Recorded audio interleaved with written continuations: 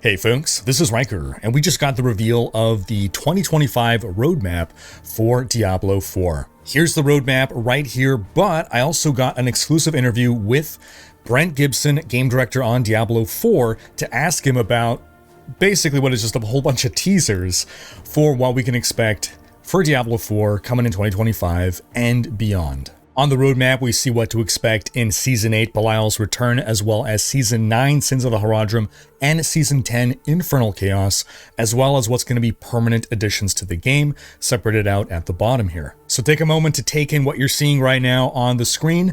We're going to move now into the interview with Brent Gibson, where we're going to talk point by point on what a lot of these things could mean. So our first ever Diablo 4 roadmap, and the first thing that strikes me, we are seeing content, first off, all throughout the rest of the year, but it's not just season, 8, 9, 10. We're actually getting season names here with a few bullet points of what to expect. I didn't realize you guys had season themes planned out so far in advance. We're season 7 now. Did you guys, is this the norm, or for purposes of building a roadmap, did you guys have to commit to stuff further in advance, stuff that normally would be more in flux? Well, I think for the first time, we're in a position where we can do this. When the game released, the base game released, we were getting an influx of all of this feedback, right?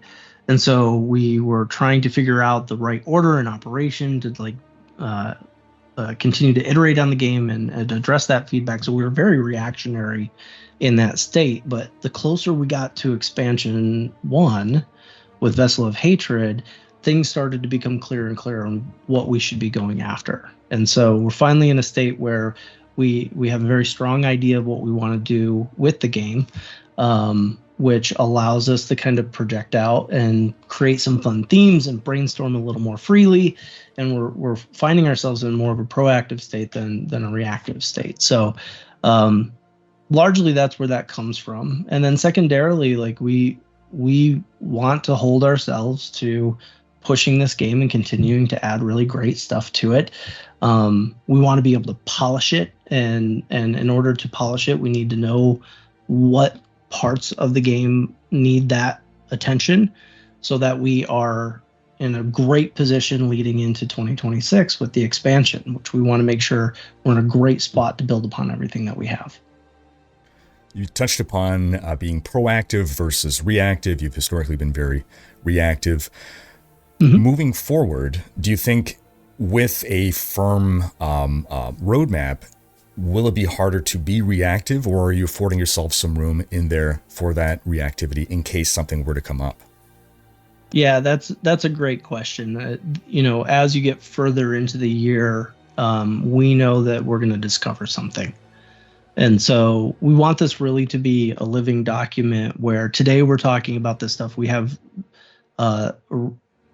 a lot of commitment to going after these things. But if we get a few months down the road and there's something that really needs to be looked at, we're going to do what's right for the game.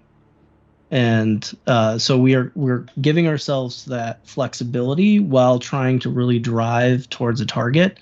And so, 3 months from now, 6 months from now, we may be talking about some differences on the roadmap, and then we'll have something to talk about at that point, and it's going to be largely driven by the fans that are playing the game. So feeling pretty good that we have a plan that we can get out there with and have conversations with folks like yourself. Wonderful. All right, well, looking at the specifics in the roadmap, we see in a couple places a new IP collab.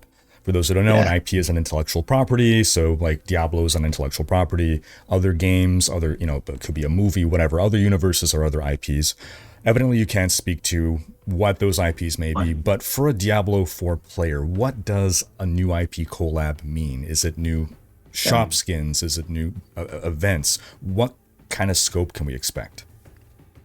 Yeah, the spirit behind a collaboration is to find dark fantasies that fit really well with our dark fantasy, right? And so, first off, the goal is to make sure that we're true to the brand and we're not doing anything that is actually jeopardizing that cool, dark identity that we have. The other portion of this is that we're role playing in this game these crazy power fantasies. And we're inspired by things all of the time. You know, we read many books, we watch many shows, we play many games, and every once in a while you come across something you're like, yeah, that fits. That fits. And so the goal is to come out with a whole suite of cosmetics that allow you to role play inside of that fantasy, inside of the Diablo universe. And so you'll see, we got the new reliquary system coming up. We'll probably talk about that a little bit. And that gives us a great platform and opportunity to offer some of those collabs. So no Hello Kitty Island Adventure, but no. the World of Warcraft skins, would that be an example of an IP collab? The ones that we already got? Yeah, that's like an internal one, right? Like it made a lot of sense, and it's inside Blizzard, which, we know we have fans that play both games very deeply, but we want to branch out a little more than that, So I'm not going to spoil what the collab is, but we definitely don't want to go down the route of rainbow armor and French fry swords. We got to be. We don't let. I say it often, like, don't betray the brand. But there is a lot of opportunity out there that is super cool. You hit upon reliquaries. I think we're going to learn more about those soon. Anything you can tease about them in the interim? Yeah, looking at the way that we were approaching battle passes was kind of like the old way of doing things. It didn't give the player a lot of control or agency over what they wanted to go after. And so we are going after something a little more modern that breaks things up in a way where players can be more specific about the things that they are chasing from a cosmetic standpoint. So, whether it be seasonal theme stuff that they're chasing, or we have a collab that's out there, this will give the players a lot more choice along the way. So we've had Loot 2.0, Progression 2.0, Reliquaries are basically Battle Pass 2.0? I think that's fair to say, yeah. All right. We also have here a Season Journey update. Anything you can tease there? Yeah, of course. When we look at the Season's Journey, it was so directly tied to the Battle Pass. And with us moving to Reliquaries, it allows us to open up growth for the Season Journey itself. And so moving forward, we can do some great, interesting things like nesting objectives inside of chapters now. So you can have a major objective that has smaller objectives that build up to it, nested in. And we can start rewarding you inside of the Season's Journey itself with rewards along the way. And so there's more granularity to getting rewarded, so you don't have to finish an entire chapter to start seeing some of the benefits from that. So it kind of breaks the handcuffs off and allows us to do a lot more, and that's something that we'll continue to invest in as we go along the way. On the topic of the Season Journey, we've seen in the past people feeling the need to complete content in Torment 4 in order to complete the Season Journey. Now, you guys have recently said that the objective is for 10% of players to be hitting Torment 4. Does that mean we're going to see a shift in what kind of goals there are in the Season Journey? Yeah, one of the overarching things for 2025 is to, bring challenge back into the game. Now, I want to be really specific. It is not to turn the game up to 10 for everybody. This is a game that is about the way I play. I like to log in. I like to just relax. It's my end of the day stress reliever. And so we're not going to do anything that jeopardizes that. But there are players that really like to be tested. And so getting to a spot with some of our activities and some of our guided systems like this to create those spikes in the appropriate places is something that we want to continue to look at season upon season. So it's like what you see with what some of the power adjustments that we're putting into Season 8. We take a look at what the boss layers look like. Is there something we can do there? We know we got a lot of high-end players in that activity. What does that mean? But we also don't want to lose the accessibility. And so it's a dance as we go along. I heard your stream where you're talking about some people like cake, some people like pie, and that is the dance we're doing. I like cake, by the way. My brother likes pie. But we're not gonna sacrifice one for the other, and we're gonna continue to play that dance and getting to the game where it needs to be for everybody. It's a tough dance. It's a tough balance to strike, for sure. So looking forward at Season 9 here, Sins of the Haradrim. I know previously we've seen teases, I think it was...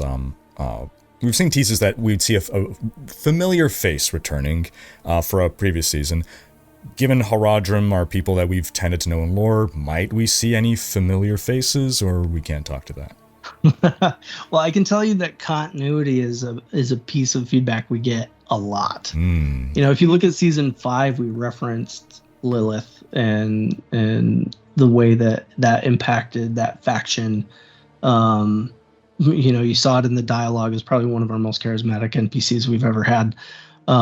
And so we know that continuity of like what's happening in the world, or what has happened in the world, is pretty important. And so season upon season, you're going to see that connective tissue kind of filtering in and leading us down a road, no pun intended with the roadmap, getting us to the next expansion. And so I won't share the details, but the Haradrim is a very strong theme in the game. And I mean, anybody who played base game, clearly it's a big part. But for those who haven't, our lore is very deep. We have some really cool themes that have more story to tell that we haven't already. And so, yeah, that'll be a pretty interesting season. We see we're going to be getting Haradric powers with this season. So we've had vampiric powers, we've had witch powers, boss powers. For all of those, we kind of, just from the name, can know what to expect, right? Blood powers, bats and whatnot, and what a boss does. Right. What can we expect from a Haradric power, given the Haradrim are pretty varied in their powers? They're, anyone can really be a Haradrim if they commit to it. Yeah, one of the things, like we're talking like 6 months out, right? Maybe a little less than that. The power set itself will make a lot of sense as soon as you're inside the theme. So it's very hard not to spoil things, by the way. And obviously Haradric power is way more specific than saying boss powers or chaos powers. Those are big nebulous categories. I think you can fill the imagination, but we're being a little more specific with this one. And so I feel like without spoiling anything, the idea here is that it should support the narrative and the theme of that season. And there's obviously a lot more inside of that banner that would unpack to support that. But we're looking at these as tight thematic packages, and so you'll see more power along those lines.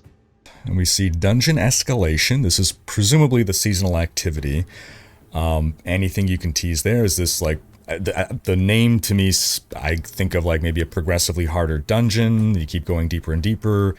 Am I anywhere close? Well, your predictions are always pretty close. One of the things that I wanted to point out here is the fact that every season is focusing on an activity that needs some kind of update to shore up our foundation, to like strengthen our core. And we've gotten mountains of feedback on nightmare dungeons and the situation that they have been in season upon season. So we know they need attention, right? And so this was a really good way to say this season we are putting our attention here.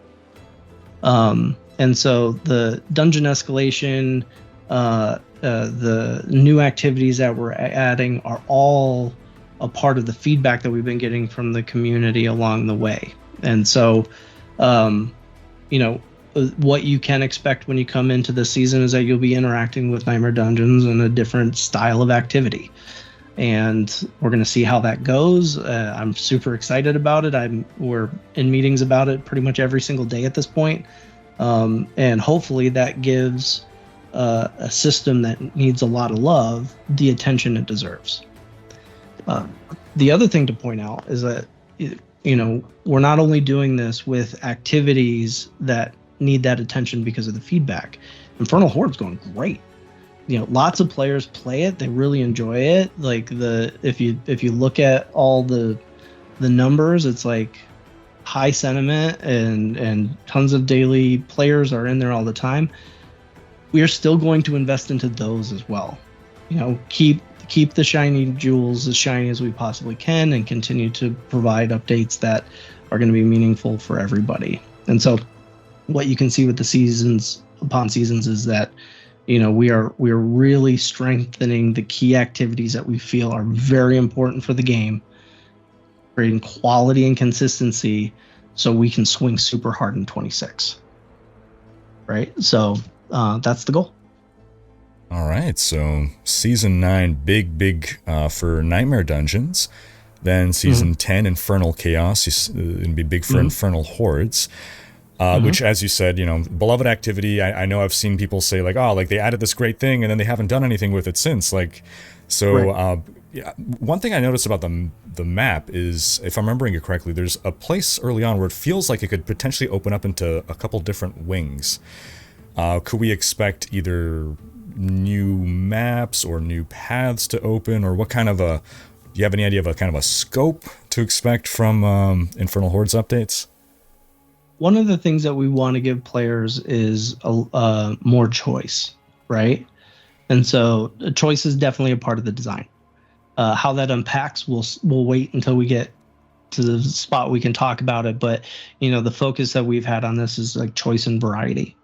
It already has a pretty good mechanism for that. It's like, but what if we can take that one more step further? And so instead of creating something completely different to add to the activity set, it's like, can we actually inject that difference into this activity itself? And so more choice is definitely the name of the game for that one, and you'll see it when we get a little closer. Fair enough. And we see chaos powers. You kind of mentioned them before.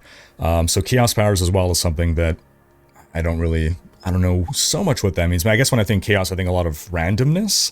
I don't know if that's necessarily what's being channeled, or more chaos in an infernal sense, more like evil chaos sort of thing. Where were you guys leaning with that name? Well, with the chaos powers will make a lot more sense, similar to the herodic powers, as soon as we get to a point where we can talk about what the activity is and how that ties in.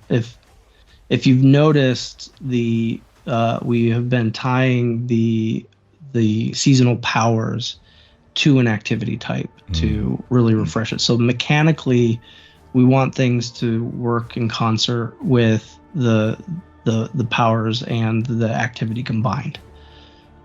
We also know that this is a system that allows us to do experimentation that hits all classes, right? And so when we're trying to focus in on experimentation, we have a single system that speaks to many players.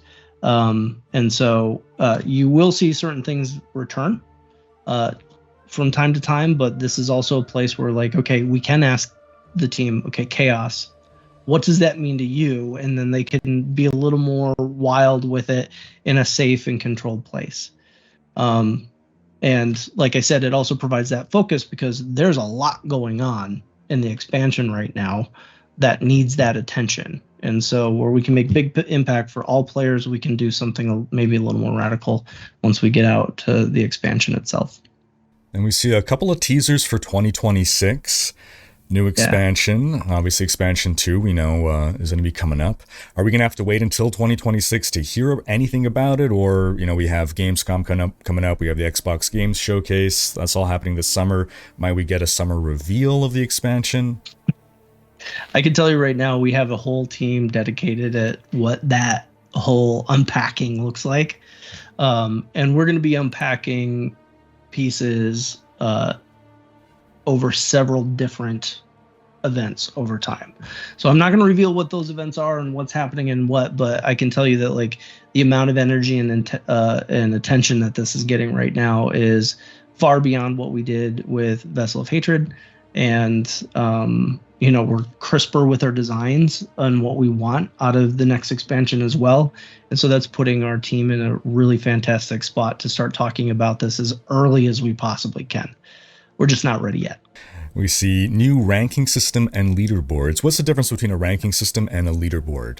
Are they the same? Are they married systems? Are they two entirely different things? They're two entirely different things that are meant to complement each other. So we're in a process right now where we know we want to bring leaderboards back to the game. We took a first stab at it early on after shipping the base game, and we learned a lot from that experience. And so now that we've gotten past Vessel of Hatred, we're looking at all the class stuff that we've injected, and we needed to kind of take a deep breath to bring harmony back to those classes. Now that we're there, we know that bringing challenge back into the game is critical, and it actually speaks to the audience in two different ways. You have leaderboards that speaks to the elite, right? This is a place where everybody, I was using an analogy the other day where it was like everybody plays basketball, every little kid plays basketball, they all think that they could become Michael Jordan, right? And so the goal is, let's make it to the NBA. And the leaderboards is a place where the best of the best can kind of show off. But we don't want to isolate it to just those players. There's a lot of casual players out there that just want to have the opportunity to be like, hey, am I doing good? Am I going after these challenges? Hey, was beating that activity the way that I did it considered a good thing? And so what we want to do is have a ranking system that speaks to everybody, that gives you a sense, every casual, a sense of progress and value, and then graduating the elite into the leaderboard and giving them a space to like really press hard. So we're working on all the details for both of that, but hopefully, we can come up with a pair here that speaks to the entirety of the game and give something for everyone to chase. All right. You mentioned the Gauntlet. From your view, was the Gauntlet an unsuccessful game system? No, actually, I think like I said, the Gauntlet taught us a lot. The one thing with the Gauntlet that I've reflected on is that it is a separate activity that sits to the side, and which is a good way to control the leaderboard, and that makes sense. But it'd be nice if we had something that was more core to the game and and speaks to a more broader set of the things that you're doing in the entirety of the game. And so we've taken that learnings and took a step back and said, hey, if we were to go after this again, was the Gauntlet the right place to go? And I think right now we're determining, no, I think we can do better. And so we're going to pressure test that. I really want to be in a position where I can talk to the community and make them a part of its development along the way. And hopefully we're back on camera here soon and can have a real conversation about it. All right. So the Gauntlet was removed from the game. Was it because there wasn't enough player engagement, or was it just that you guys reached a point where you thought we can do something better than this? Yeah, we reached a point where we felt like we could do something better with this. And instead of like being distracted at like grinding it out with that, we're like, hey, let's take a pause and refocus that energy on the way we feel like it would, have a better impact. That's fair. I know a lot of players have been saying from the start, why can't you just add leaderboards to the pit? What are the challenges in implementing leaderboards into Diablo 4 that maybe, the average person might not think about? Yeah, we've got a game that allows people to really play the way they want to play. And so you've got all the progression of your character and building up your power over time, but we know that the leaderboard needs to have a certain level of control, right? So no one likes a cheater. We need to be in a position where we can like avoid people cheating and creating distrust for the system. And we also know that there's a certain element of skill that needs to be present. And so when we go to inject something like this, if we have not taken steps forward to addressing both of those things, then we're starting in a bad place. And so that's the heat of the discussion right now, is how do we what activity suits this best, and how do we address those two things as we continue developing it? Alrighty. Well, the last thing that I can see here on this roadmap, and I did a forensic investigation in Photoshop, and this clearly says new something something SS. So that says new class. All right, not fooling me. So on a scale of 1 to Paladin, exactly how much Paladin will the Paladin? Wow, like the woodchuck wood. I don't think it would be a Diablo interview without asking more questions about the Paladin.